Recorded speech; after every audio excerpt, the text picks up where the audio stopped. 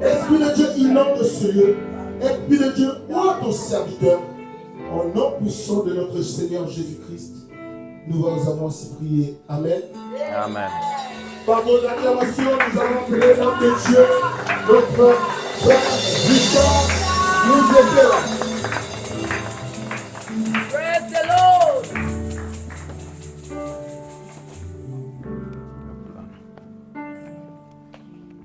Alléluia. Amen. On va remettre encore ce moment entre les mains de Dieu, car c'est pas par ma force, pas par mon intelligence, mais c'est par la grâce de Dieu. Amen.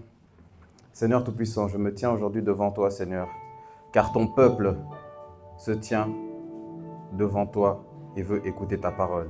Seigneur, je ne suis qu'un homme et j'ai besoin, Seigneur, de ton Saint-Esprit afin de pouvoir comprendre ce que tu veux déverser dans le cœur de ton peuple. Seigneur, ce sont tes enfants et non les miens. Seigneur, tu connais leurs besoins mieux que quiconque et mieux que moi. Seigneur Tout-Puissant, c'est pour ça que je veux que tu utilises ma langue, afin que celle-ci puisse déverser des paroles qui proviennent de toi et d'uniquement ta parole au nom puissant de Jésus. Je remets toutes choses entre tes saintes mains. Je remets les cœurs, afin qu'ils puissent être touchés par ta parole. Au nom puissant de Jésus, nous avons ainsi prié. Amen. Vous pouvez vous asseoir.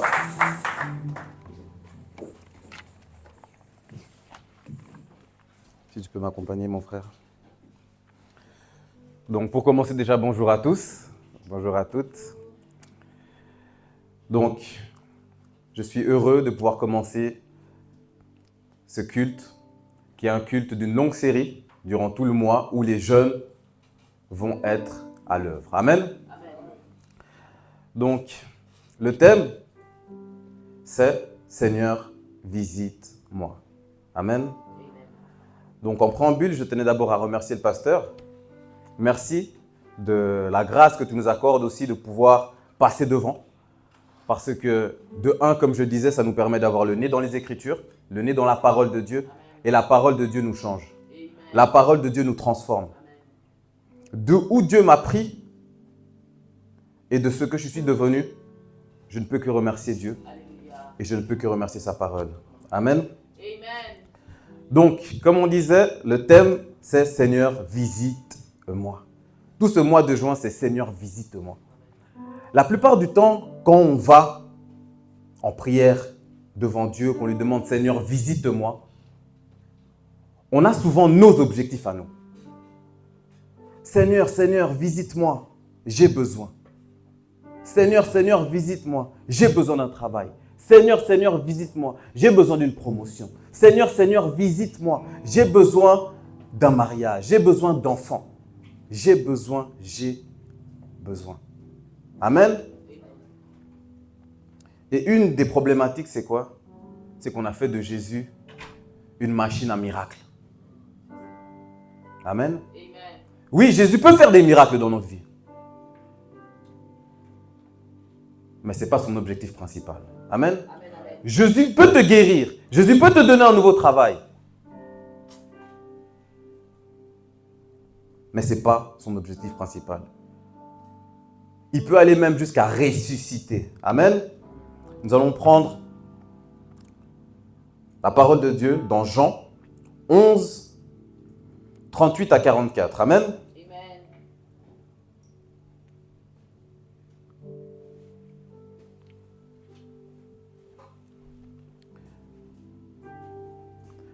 Jésus, frémissant de nouveau en lui-même, se rendit au sépulcre. C'était une grotte et une pierre enfermaient l'entrée. Jésus dit, « ôtez la pierre. » Marthe, la sœur du mort, lui dit, « Seigneur, il sent déjà, car il y a 4 jours qu'il est là. » Amen. Jésus lui dit, « Ne t'ai-je pas dit, si tu crois, tu verras la gloire de Dieu ?» Ils ôtèrent donc la pierre, et Jésus leva les yeux en haut et dit, « Père, je te rends grâce de ce que tu m'as exaucé. Pour moi, je savais que tu m'exauces toujours, mais j'ai parlé à cause de la foule qui m'entoure. » Ayant dit cela, il cria d'une voix forte, « Lazare, sors !» Et le mort sortit, les pieds et les mains liés de bandelettes et le visage enveloppé du linge. Jésus leur dit, déliez-le et laissez-le aller. Amen. Ici, on constate que quoi? Que Jésus a fait un miracle extraordinaire de ressusciter un mort. Quelqu'un qui est mort, Jésus l'a ressuscité, l'a ramené à la vie. C'est un miracle même qui est extraordinaire. Et j'ai beaucoup aimé une phrase que le pasteur avait dit lors de son ancien prêche de la semaine dernière. Lazare a été ressuscité. Mais aujourd'hui, il est quoi? Il est encore mort. Ça ne vous intrigue pas? Lazare, il a été ressuscité, mais aujourd'hui, il est encore mort. Donc, est-ce que vraiment Jésus a ressuscité Lazare pour qu'il retourne mourir? C'était ça son objectif? Non, ce n'était pas son objectif. Si on reprend Jean 11, verset 42,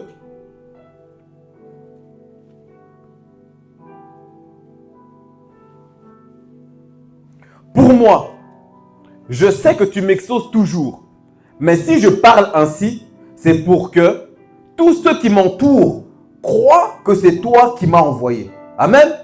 En réalité, le miracle que Jésus avait fait en ressuscitant Lazare, ce n'était pas uniquement pour ressusciter Lazare, c'était pour que les gens autour puissent croire en lui. Amen. Donc en réalité, Jésus, il peut venir te guérir. Jésus, il peut venir te donner un mariage, des enfants, tout ce que tu as besoin. Mais Jésus, il n'est pas venu uniquement pour ça. Amen. Amen. Une des problématiques principales, c'est quoi? C'est que nous, en tant que chrétiens, souvent,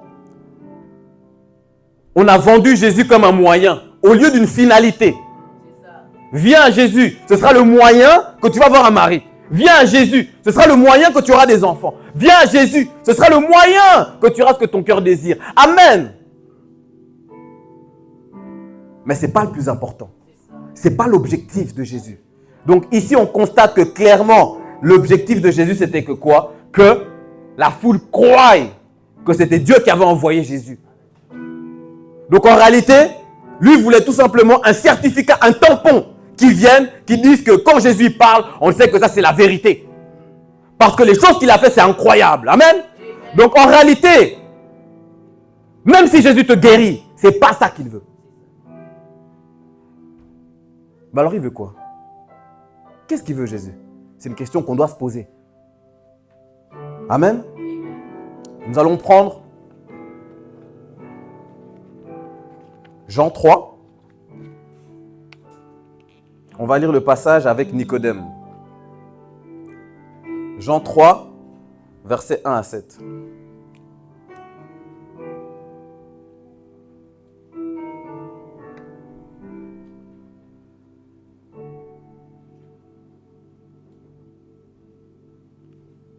Amen. Mais il y eut un homme d'entre les pharisiens, nommé Nicodème, un chef des Juifs, qui vint, lui, auprès de Jésus de nuit et lui dit, « Rabbi, nous savons que tu es un docteur venu de Dieu, car personne ne peut faire ces miracles que tu as faits si Dieu n'est avec lui. » Amen. Donc en réalité, même là, le miracle de ressusciter des morts, il a dit non. Donc Nicodème, il a dû voir tous les miracles que Jésus il a fait. Il a dit en vérité, toi, tu es avec Dieu. Explique-moi en profondeur. Mais une des problématiques principales, c'était quoi? C'était que Nicodème, c'était un chef juif. Et les Juifs n'acceptaient pas Jésus. Ne croyaient pas en Jésus. C'est pour ça qu'on voit dans le verset 2 qu'il vint, lui, auprès de Jésus de nuit. Il est venu de nuit. Discrètement, enseigne-moi, parle-moi. Parce que là, ce que tu as fait là comme miracle, c'est intéressant là, toi tu dois venir de Dieu. Amen. On continue la lecture. Rabbi, nous savons que tu es un docteur venu de Dieu, car personne ne peut faire ces miracles que tu fais si Dieu n'est avec lui. Jésus lui répondit, en vérité, quand Jésus commence en vérité, c'est que c'est la vérité. Amen. Jésus lui répondit, en vérité, je te le dis, si un homme naît de nouveau, il ne peut voir le royaume de Dieu. Donc ici, Jésus il dit, si tu ne nais pas de nouveau, tu ne peux pas voir le royaume de Dieu. Mais là, c'est une question à se poser. Parce que Nicodème, quand il est venu parler des miracles. Mais Jésus, dans sa réponse, il ne parle pas des miracles. Jésus, dans sa réponse, il va droit au but. Et c'est quoi? C'est le royaume de Dieu. C'est le royaume de Dieu. Donc oui, certes, nous cherchons la guérison. Amen. Oui, certes, nous cherchons le mariage. Amen. Oui, certes, nous cherchons des enfants. Amen. Oui, certes, nous cherchons du travail. Amen. Mais ce n'est pas l'objectif de Jésus. Jésus, en réalité, il est venu pour nous sauver. Donc lui, il ne s'écarte pas. C'est comme quelqu'un qui vient, lui, il te parle. Il a son objectif dans la tête. Il sait où il doit t'amener. Lui, il voit déjà le royaume. Nous, on vient avec nos problèmes. Mais nos problèmes sont passagers. Lazare, il est venu avec le plus gros problème que ici on peut rencontrer, c'est la mort. Qu'est-ce qu'on peut rencontrer de plus fort que la mort comme problème ici? Il l'a ressuscité. Mais il est encore mort. Ça nous montre qu'en vérité, même les miracles derrière lesquels on court, c'est pas ça. C'est pas ça du tout. Une chose qu'on doit vraiment expliquer, enseigner, que le Saint-Esprit puisse nous éclairer, c'est que Dieu veut que nous entrions dans le royaume de Dieu. Amen. C'est pour ça qu'il ne parle pas des miracles, il va directement droit au but. Du coup, en réalité, quand il dit, en vérité, je te le dis, si un homme ne naît de nouveau, il ne peut voir le royaume de Dieu. Donc en vérité, lui, c'est comme s'il répondait à une question, comment entrer dans le royaume de Dieu, pas comment faire des miracles. Mais maintenant, moi, je me pose une autre question. Pourquoi Jésus veut qu'on rentre dans le royaume de Dieu? Parce que moi, quand j'étais plus jeune, il y avait d'autres personnes avec qui je fréquentais quand j'étais plus jeune. D'autres me disaient, ah non, moi, je vais aller en enfer. Moi, c'est l'enfer qui m'attire parce que, en haut, il n'y a que des gens qui sont ennuyants. En bas, c'est là où on va être bien, on va danser, etc. C'est un mensonge.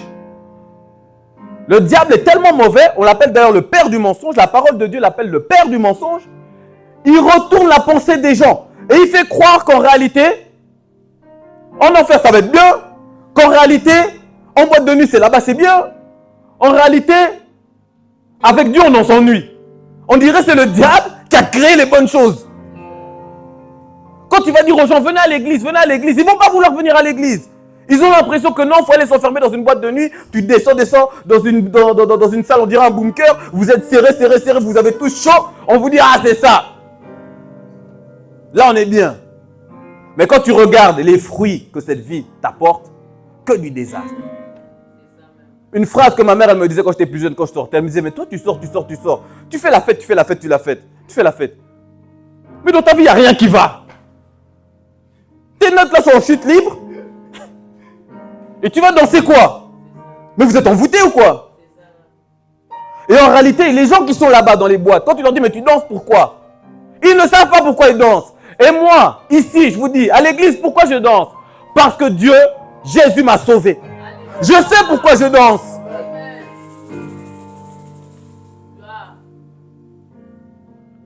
Je sais pourquoi je danse. Pourquoi?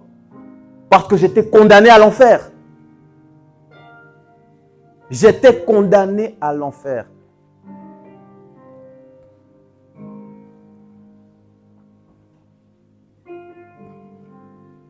Merci Seigneur. Je vais revenir à la question. Du coup, je me pose la question, moi, pourquoi Jésus veut qu'on entre dans le royaume de Dieu? Amen. On va prendre Apocalypse 21, 4.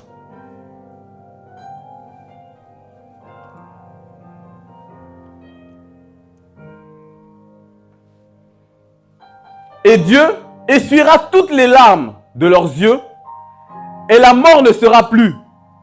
Il n'y aura plus de deuil, ni de cri, ni de peine, car les premières choses sont passées. Est-ce que vous entendez? Ça veut dire qu'en réalité, les choses qui nous blessent, la mort, le deuil, il n'y aura plus. Le même des cris. Des fois, on crie, on est là, ah purée, j'en peux plus, ma vie elle est compliquée, tout. Ni de cris, ni de peine. Ça, c'est le royaume de Dieu. Amen. Il n'y a plus de souffrance. Il n'y a plus de douleur. Ici-bas, on est avec des fardeaux. On est avec des fardeaux. Aujourd'hui, même si Jésus nous ressuscite, si on a un problème, on revient, tu reviens avec des problèmes. Lazare, quand il a dû revenir, vraiment. Aujourd'hui, c'est en 2024. Il aurait dû voir quoi, des factures qui arrivent. Mais moi, j'étais mort pendant cette période-là. Vous avez comme compter ces factures. Ah, il n'y a pas de souci. Dans le royaume de Dieu, il n'y aura pas de facture. On va prendre Romains 8, 18.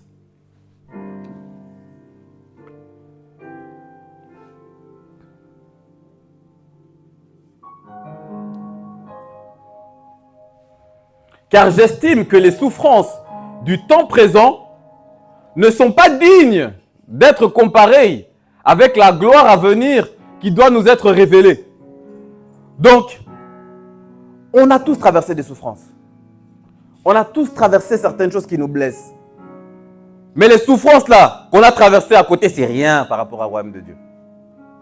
Ça veut dire quand tu as ton cœur là, ça veut dire que les souffrances là, elles ne sont même pas dignes. Vous savez ce que ça veut dire digne? Tu n'es pas digne de t'approcher de... Non. Ça veut dire que c'est vraiment rien du tout. Comparé à ce qu'il y a en haut. Mais quand on imagine, mais ici dans ce bas monde, il y a des grandes souffrances. Hein. Il y a des guerres. On tue des enfants. Maintenant, on te dit ça, c'est pas digne de se présenter. Mais alors, c'est comment? C'est la question qu'on doit se poser, c'est comment? Et d'autres, ils me disent, oh non, moi, je voudrais aller en enfer. Hey.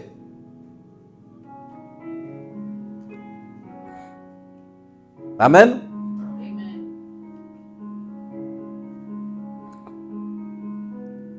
2 Pierre 3, 13.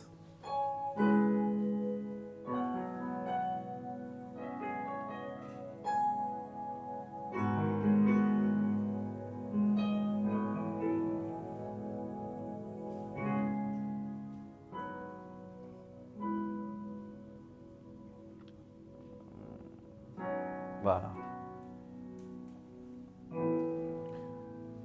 Mais nous attendons, comme Dieu l'a promis, un nouveau ciel, une nouvelle terre où la justice habitera. Amen.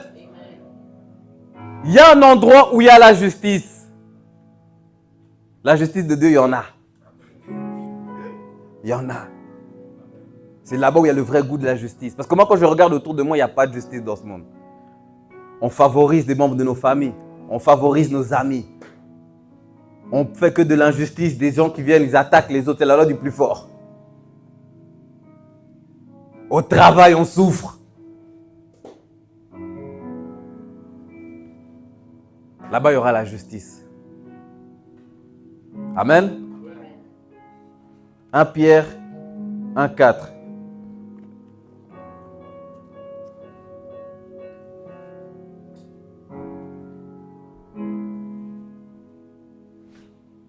Pour un héritage incorruptible, sans souillure, immarcessible, conservé dans les cieux pour vous. Bon, même moi, immarcessible, compliqué. On va voir s'il y a une... Moi, j'ai une autre version ici. Pour un héritage qui ne peut ni se corrompre, donc incorruptible, ni se souiller, on ne peut pas venir le salir. Là-bas où on sera, on ne peut pas venir te salir pour rien, pour quoi que ce soit, non. Ni se flétrir. Je pense immarcessible, ça veut dire que ça ne se flétrit pas. Se flétrir. Micro. Amen. Même là-bas, si on a des micros, les micros ne s'abîment pas. Amen. Amen. Donc, immarcessible, dans ma version, c'est ni se flétrir. Donc, ça ne peut pas se flétrir. Lequel vous est réservé dans les cieux. Aujourd'hui, c'est l'anniversaire de ma femme. Hier, je lui ai offert une rose. Ce matin, j'ai regretté. C'est vrai que la rose, là, elle coûtait déjà 10 balles. C'était cher. Mais ce qui m'a vraiment fait regretter, c'est quoi? C'est cette rose-là, elle va flétrir, elle va pourrir. Et ce matin, j'ai regardé ma femme, j'ai dit, mais en fait, le meilleur cadeau que je peux te donner, c'est Jésus, qui te fera rentrer dans le royaume de Dieu. C'est le meilleur cadeau que je peux te donner. C'est un cadeau éternel. Amen. On est toujours dans le royaume des cieux. Hein. On est toujours dans le royaume des cieux. Si on vous avait menti, on va vous dire la vérité ici.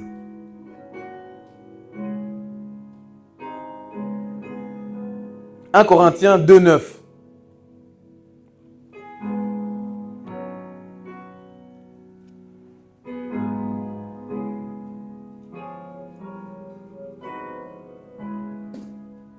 Mais selon qu'il est écrit, ce que l'œil n'a pas vu, et que l'oreille n'a pas entendu, et qu'il n'est pas monté au cœur de l'homme, ce que Dieu a préparé pour ceux qui l'aiment. Amen.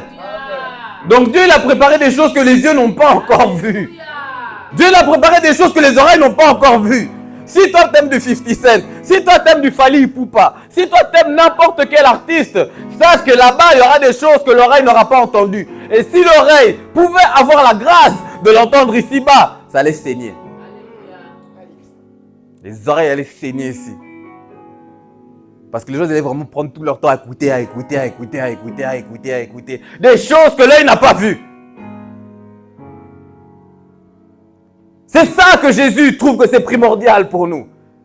C'est pas le miracle, c'est pas la guérison, c'est là-bas où Jésus y voit. C'est pour ça que quand on lui pose une question, lui qui était au commencement,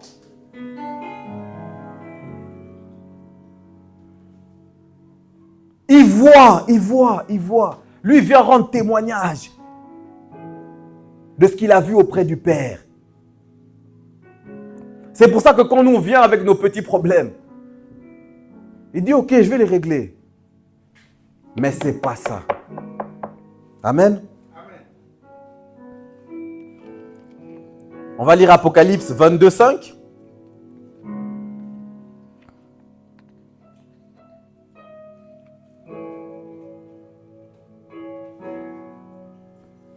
Et il n'y aura plus de nuit, ni besoin d'une lampe et de la lumière du soleil. Car le Seigneur Dieu fera briller sa lumière sur eux et ils régneront au siècle des siècles. Amen. Amen. Dans une autre version, on dit « et ils régneront éternellement ». Amen. Donc c'est quelque chose à ne pas rater en fait. Moi je vous dis quelque chose, j'aimais cette vie mondaine qu'on me préparait. Mais en réalité, je me suis rendu compte qu'on m'avait menti. Il y a une autre vie. Et c'est celle-ci que le diable veut nous faire rater. Parce que lui, il l'a raté. Et ils régneront éternellement. Amen. On va retourner dans Nicodème. Et je pense que je continuerai la prochaine fois si Dieu me fait grâce. On va retourner dans Nicodème, dans Jean 3. Donc le dialogue avec Jésus et Nicodème. Verset 1. On reprend.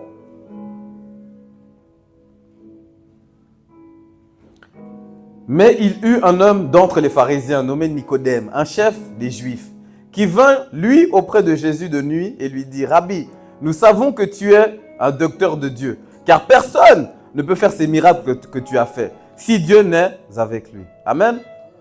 Jésus lui répondit « En vérité, je te le dis, si un homme ne naît de nouveau, il ne peut voir le royaume de Dieu. » Donc là, Jésus, il nous a fait comprendre qu'est-ce qui est le principal, mais là, il nous explique aussi en réalité comment rentrer dans le royaume de Dieu.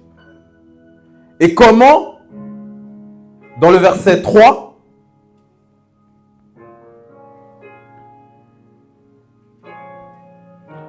Jésus lui répond, je te le dis, c'est la vérité. Personne ne peut voir le royaume de Dieu s'il ne naît pas de nouveau. Verset suivant. Nicodème dit à Jésus, comment est-ce que quelqu'un peut naître quand il est vieux? Est-ce qu'il peut retourner dans le ventre de sa mère et naître une deuxième fois? Donc lui-même, il était totalement déboussolé et perdu. Donc moi, grand gaillard comme je suis, je dois retourner donc dans le ventre de ma mère pour qu'on me raccouche. Mais qu'est-ce que tu es en train de dire par là? On va déjà d'abord se concentrer par né de nouveau. Né de nouveau, ça veut dire quoi? Si je dis demain lundi, je vais de nouveau au travail, ça sous-entend que moi j'ai déjà été une fois. Est-ce que vous êtes d'accord avec moi? Et ça sous-entend quoi encore? Que actuellement, je ne suis pas au travail. Donc ici, Jésus dit à Nicodème, il faut qu'un homme naisse de nouveau. Donc en réalité, ça sous-entend que la personne là n'est pas en vie. Mais lui, il marche. Des fois, on peut se poser la question, mais moi là, je suis vivant. En réalité, Jésus fait comprendre que non. Tu es mort. Vous êtes mort.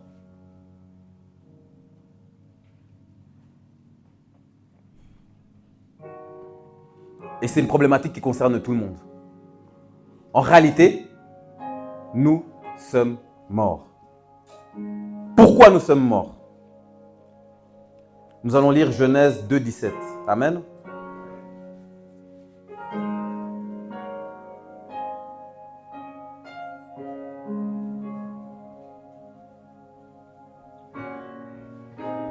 Genèse 2, 17, la Bible déclare, « Mais tu ne dois pas manger les fruits de l'arbre qui fait connaître ce qui est bien ou mal. Ou, oui, le jour où tu en mangeras, tu mourras, c'est sûr. » Donc ici, qu'est-ce que la parole nous fait comprendre? Dieu a dit, il ne faut pas manger le fruit de cet arbre-là. Et si tu le fais, donc si tu désobéis, si toi tu n'écoutes pas ce que Dieu te dit, tu mourras, c'est sûr. C'est ce que la parole de Dieu déclare. Amen. Amen. On peut voir dans Genèse 3:6, le problème, qu'est-ce qui s'est passé? Ils ont mangé. Et c'est là que la mort est rentrée. En réalité, la référence, quand Jésus parle à Nicodème, lui dit, il faut que tu naisses de nouveau. En réalité, il lui dit, toi, comme tu es là, tu es mort. À cause du péché. Amen. On va prendre Romains 6, 23, juste la première partie. Romains 6, 23 déclare, « Car le salaire du péché, c'est la mort. » Oui, avec le péché, ce qu'on gagne, c'est la mort. Donc, pour toute personne qui pêche, qui désobéit à Dieu, en réalité, on est condamné à mort. Amen. On va prendre 1 Jean 1,10. Si tu dis que tu n'as jamais péché, tu fais de Dieu un menteur. Comme nous sommes ici-bas, nous avons tous péché. Donc en réalité, nous sommes déjà tous morts. Donc nous avons tous besoin de cette nouvelle naissance.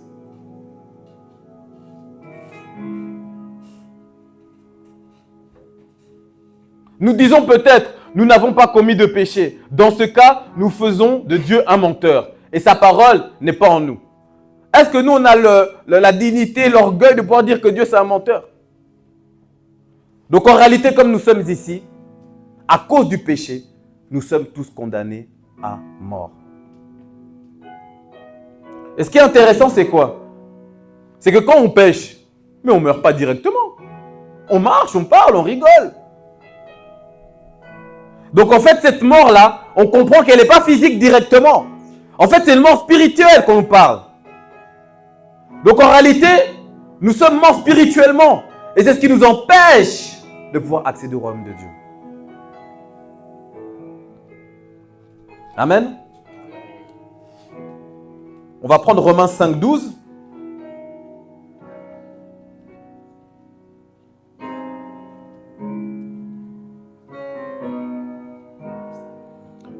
C'est pourquoi, comme par un seul homme, le péché est entré dans le monde, et par le péché, la mort.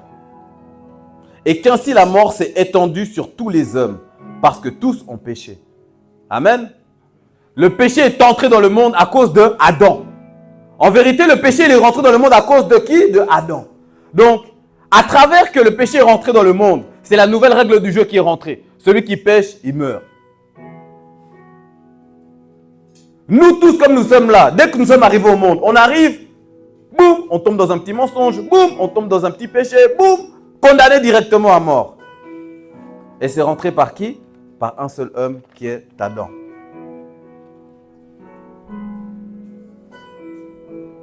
« 1 Corinthiens 15, 21, 22. Car puisque la mort est venue par un homme, donc ici on est tous d'accord que la mort est rentrée ici-bas à cause de qui? De Adam. C'est à cause de Adam que nous sommes condamnés à mort. C'est aussi par un homme qu'est venue la résurrection des morts. De même aussi, dans le Christ, tous seront rendus vivants. Mais maintenant, c'est à nous de décider. Est-ce qu'on reste encore sous la lignée de Adam, condamné à mort, ou est-ce qu'on décide de se mettre sous la lignée de Christ et de naître de nouveau? Amen. Amen.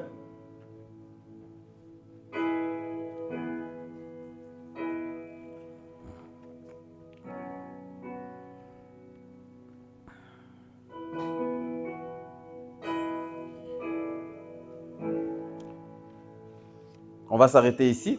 Le temps nous manque. Si je commence ici, on va continuer encore plus loin. Parce que c'est vrai que la salle, on doit la rendre à 15h30, il me semble. Et là, il est déjà 15h20. Donc, je vais laisser le pasteur clôturer. Ah, bon, le pasteur m'a dit de continuer encore 5 minutes. Je vais essayer de faire de mon mieux. Amen. Donc, comment ne plus être mort? Amen. Jésus répondit, donc si on reprend Nicodème dans le verset 5, parce que ce qui s'était passé, c'était que Nicodème, il a dit, mais oh, c'est quoi, je dois retourner dans le ventre de ma mère pour pouvoir renaître. Et dans le verset 5, on voit que Jésus répondit, en vérité, je te dis, si quelqu'un naît d'eau et de l'esprit, il ne peut entrer dans le royaume de Dieu. D'autres versions, retourne dans le 5, pardon.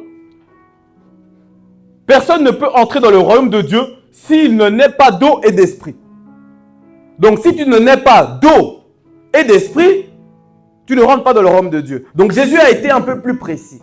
Mais maintenant, qu'est-ce que ça veut dire naître d'eau et qu'est-ce que ça veut dire naître de l'esprit? Amen. On va prendre, pour gagner du temps, Marc 16, 16.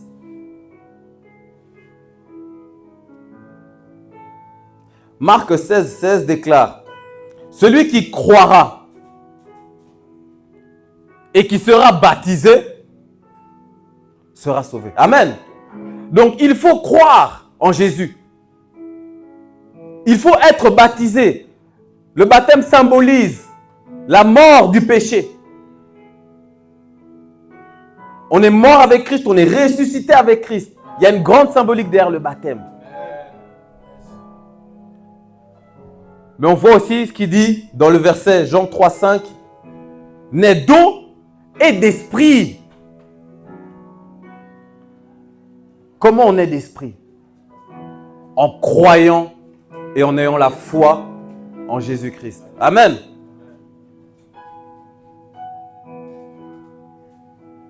Ensuite, il y aura des preuves qui vont démontrer que oui, on croit en Jésus-Christ. Parce que des fois, on peut juste dire, oui, moi je crois en Jésus-Christ. Je crois en Jésus-Christ. Croire en Jésus-Christ, c'est quoi? C'est obéir à ses commandements. Si tu crois en Jésus-Christ, tu obéis à ses commandements. Tu obéis à la parole de Dieu. Jésus lui-même, il déclare, ma nourriture est de faire la volonté de celui qui m'a envoyé. Donc vous aussi, si vous croyez, comme Jésus croyait en Dieu, vous devez faire la volonté de Dieu. Amen. Mais à partir du moment où tu ne fais pas la volonté de Dieu, en réalité, tu ne crois pas en Dieu. Et si tu ne crois pas en Dieu, même si tu es baptisé, tu es écarté.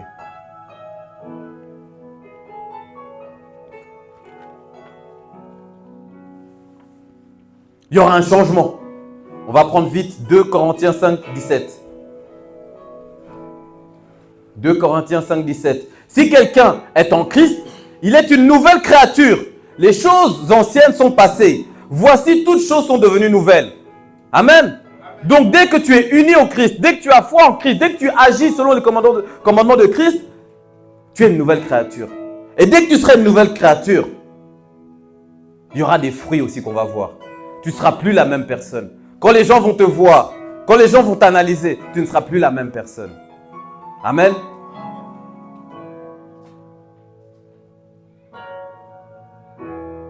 Nous allons nous arrêter ici. Soyez bénis. Si je peux donner une dernière phrase ou même un dernier point, cherchez à naître de nouveau. Cherchez à ravoir cette vie éternelle. Cherchez premièrement le royaume de Dieu et sa justice. Et le reste viendra par la suite. Sur cela, je vais m'arrêter et laisser la parole au pasteur. Amen. Soyez bénis.